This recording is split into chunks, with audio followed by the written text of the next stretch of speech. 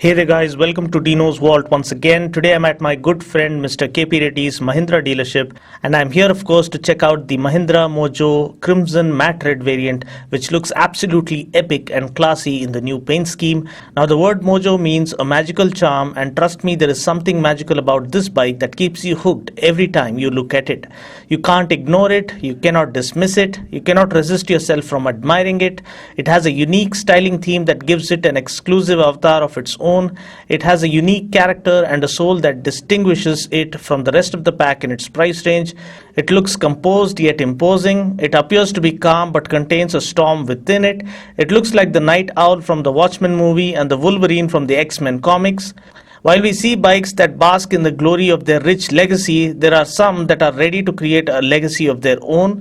Mahindra Mojo is one such bike that has all it takes to make it really big and leave an everlasting impression in the heart and mind of every biker who understands the true spirit of motorcycling. When we look around in this price range, we see bikes that are outright brutal performers or adventure tourers or even naked street fighters, but the Mojo is one such bike that offers the easy maneuverability and street friendliness of the street fighter, the relaxed seating and superb stability of the tourers, as well as great refinement and more than adequate performance to keep one hooked all through the ride.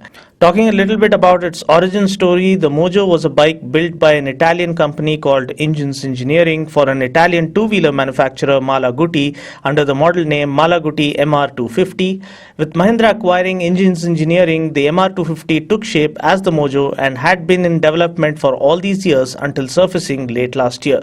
I'm sorry for the suffocating intro, but I believe Mahindra deserves this and more, especially for creating history by scoring their first ever MotoGP win in the Moto3 category, which is a first for an Indian manufacturer, a really proud moment for our nation, and I believe Mahindra deserve a standing ovation from all of us auto enthusiasts across our nation for achieving the same. Mahindra Racing Team have two divisions. One team competes in the FIA Formula E Electric Car Racing Championship, and Mahindra also is the only Indian manufacturer to participate in the Moto3 segment of the prestigious MotoGP World Championship. Now let's cut the Dinopedia thing to here and start out with the review. Design wise, I find the Mojo to have quite an interesting and intriguing design. It's one of those few motorcycles that look good when the rider is riding it. Up front, the headlamp design reminds us of the Night Owl from the Watchmen movie. The twin pod headlamps look striking, and I was told they offer good visibility at night, though I would prefer to have projector headlamps. The LED guide lamps look amazing and add in that modern element. The front visor too is designed well and looks attractive. The chunky 41mm front forks designed by Paoli look stunning, and this combined with the contrast colored front fender and the aggressive headlamp housing really beef up the front end of the bike. Coming to the profile, the bike again exudes a signature design appeal of its own. The large, well-sculpted 21-litre fuel tank takes center stage here. The twin tubes running under the tank are not there for cosmetic purposes but are indeed an integral part of the frame. The tank cowls look superb and carry the claw marks of a beast, more likely that of the Wolverine from the X-Men movie. The engine cowl looks spectacular too, especially in this red and white paint scheme. The profile is really interesting in that the first half of the bike looks like a proper street fighter or a tourer, whereas the tail section looks more like a scrambler. I love the dual exhausts, which actually is a one split into two exhaust system. They add all the muscle and sound superb without the dB killers. The LED tail lamp looks gorgeous, carrying a jewel effect, and I love the way it has come out. The overall fit and finish and build quality is exceptionally good and is one of the best in its price range undoubtedly. The seat offers exceptional comfort for the rider, probably the best in segment. The pillion comfort, however, is slightly compromised with insufficient room. The foam used is of top quality. It is not too soft nor too hard. It is just about perfect for long distance touring. The handlebar is perfectly positioned. The switches are backlit and are of good quality. We do get a high beam flasher and an engine kill switch. The speedo looks a little outdated but does carry all the necessary info. We get an analog tachometer, whereas the digital display contains the speedometer, odometer, trip meters, fuel gauge, clock and a top speed recorder. Talking about the engine specs, we get a 4-stroke single-cylinder liquid-cooled fuel-injected 295cc engine that puts out a max power of 27 PS at 8000 RPM and 30 Nm of torque at 5500 RPM, and this comes mated to a 6-speed gearbox.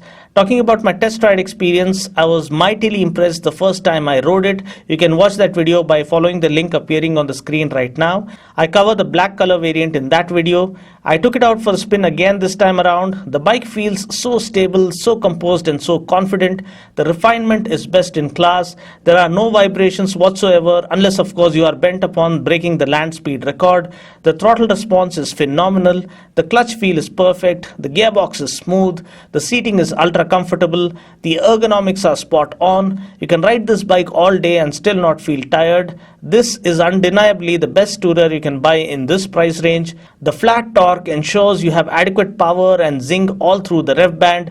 Add to this the never-ending tank range that the 21-liter tank has on offer, and what we get is the very definition of a hardcore tourer that is usable and enjoyable on the city streets too. Also, the engine's air deflection system directs the hot air away from our legs to ensure that our riding pleasure is not hindered. Talking about the brakes, we get a massive 320mm pedal disc up front and a 240mm regular disc at the back. The brakes are slightly snatchy and I believe they can do better with a more progressive feel.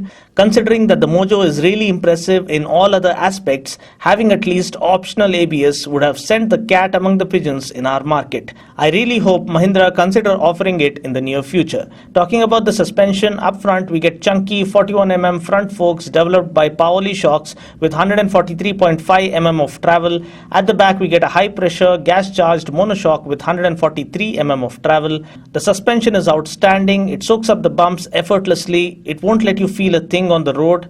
At the same time, it is rigid enough to offer superb high-speed stability. Talking about the wheels and tires, we get 17-inch wheels with Pirelli Diablo Rosso 2 tubeless radial tires, which are undoubtedly one of the best. We get a 110/70 tire up front and a 150/60 tire at the back. Talking about other noteworthy specs, ground clearance is 173.5mm, which is more than sufficient for our Indian roads. Seat height is 814.5mm, which might not be all that comfortable for shorter riders. Fuel tank capacity is 21 liters, which is crucial for a tourer and is the USP of this bike. Talking about the mileage, as per user feedback, it is around 28 to 30 kmpl, which is very impressive considering this is a 300cc bike. Price ex-showroom Hyderabad for the Mahindra Mojo is rupees 1,69,600 and we need to pay rupees 2,600 extra for this crimson matte red variant. So that's pretty much it for now. I just hope you found this video useful. Until next time, this is Dino saying ciao. Take care, God bless and ride safe.